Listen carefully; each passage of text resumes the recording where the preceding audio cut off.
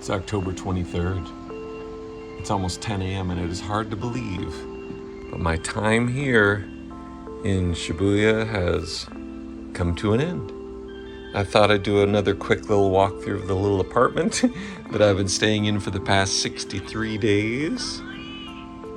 Also, just to document that I left it in good shape. But yeah, so this is what it looks like now that I'm leaving. Crazy. This has been my home for the past 2 months. Cute, tiny little place. It has everything I need. Got my little kitchen. No oven. I don't know if you'd call that a stove. My little college fridge, microwave. And this was all I needed, man. This got me through for 2 months.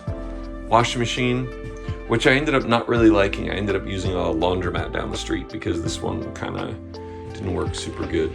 This little shoe cupboard over here, which actually ended up being my drawers for my clothes, because you'll notice there isn't one in the apartment anywhere. I mean, yeah, it's efficient, but there's really no place for, like, that's for trash. That's not for storing socks and clothes and stuff.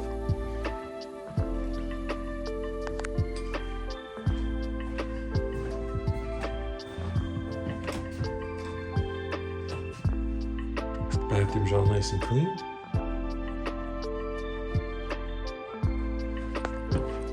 Into the wet areas, as they call them. Tiny little sitting bathtub. Anyway, that's about the long and the short of it. All I need to do now is scan the barcode on the door, and I'll be on my way to Narita Airport, Terminal 2. For those of you who've been following my adventures, thank you. I hope you had as much fun in Tokyo as I did, though I kind of doubt it. Well, there it is. That's all she wrote.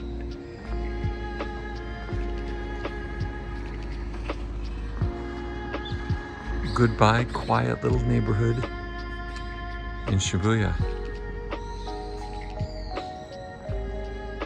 Next up, I get to spend like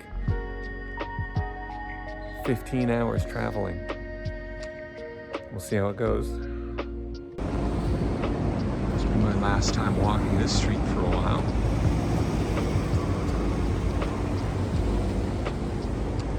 Just heading into my first subway station for my trip to Narita.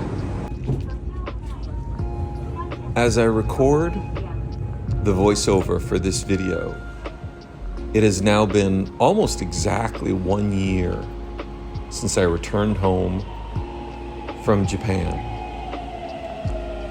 And editing these videos together, these past couple weeks especially, has been a really amazing reminder of what an incredible trip it was. Japan is an amazing country.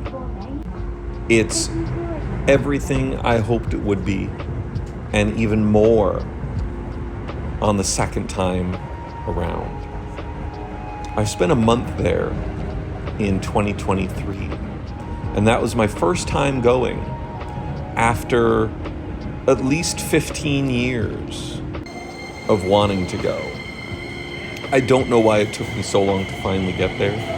I think it was one of those things where you sort of blink and you look up and 15 years has gone by. Welcome to getting old. That's how it works. The trip home was hard to explain. At the time, I wasn't at all excited about going home. It felt far more inevitable than desirable. The whole time I was in Japan, I knew I would be going home eventually. And finally the day arrived, and it happened. I learned a little bit of Japanese while I was there, but I certainly learned a lot about the culture while I was there. And I grew to appreciate it, admire it, and want more of it during my 2-month stay. I remember when I got back, the reverse culture shock I felt immediately after I stepped off the plane. You forget how things are. You become dulled to the day-to-day annoyances and inconveniences and strangenesses about your home country until you step away. And then when you return, you are hit full force in the face with how things are different here, or how things are here that you never really noticed before. In my time in Japan, I really had a great time. I enjoyed the cleanliness, the safety, the rich history, the modernity also. I think of the fact that every single day I did at least one adventurous activity, sometimes more. And I feel like, and maybe this is just the voice of a longtime bitter Angelino speaking, I don't know what I would do if I had to do something every day for 60 days in Los Angeles. I feel like I'd run out of things to do real quick. I'm sure that's not true, but I bring it up as a point in the discussion of how things are different in other countries versus the one you hail from. I plan on going back to Japan. I think if I can wing it, my next trip would be for 3 months or 6 months. As much as I felt immersed while I was there, I want to feel it more. And I really, really, really want to put some time and effort into learning some more of the language. I think I knew enough to convince the locals that I was trying, that I was making an effort. But I'd love to be able to understand what people are saying when I'm on a train standing next to them, or in a store shopping alongside them.